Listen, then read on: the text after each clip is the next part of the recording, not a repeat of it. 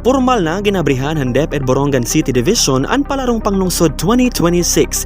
Usa nga dako nga kalihukan nga nagtitiro kan mga estudyante tikan magkadrodelain nga eskwelahan han syudad.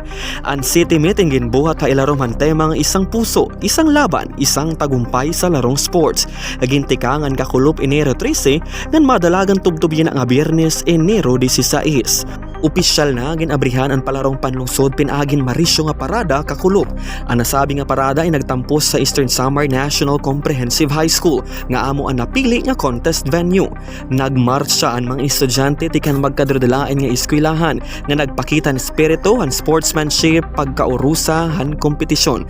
Kaupad nga pinarada ang 5 nga marching band tikan 5 nga distrito han DepEd Borongan City Division nga naghatag hindugang nga krisyuhan han okasyon.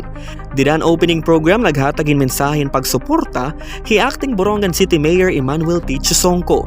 Nagpakita liwatin mapaso nga suporta ang 4-piece party list representative and House Minority Leader Congressman Marcelino Nonoy Libanan. Sugad man ni Congressman Shin Gonzales. Ginrepresentaran ang iya Chief of Staff nga hi Daniel C. Buko. Ginlalaong man nga didahini nga city meet mas mapaparigon ang teamwork, determinasyon ngan kasanayan han kada tagsa nga atleta. Samtang ginsiselebrar ang kampyonato han magkadrodelain nga sports event. Ang palarong panglungsod 2026 hindi la usa nga kompetisyon kundi usalawat nga selebrasyon hin pagkaurusa, disiplina ngan pagpauswag han talento han kabataan han Borongan City.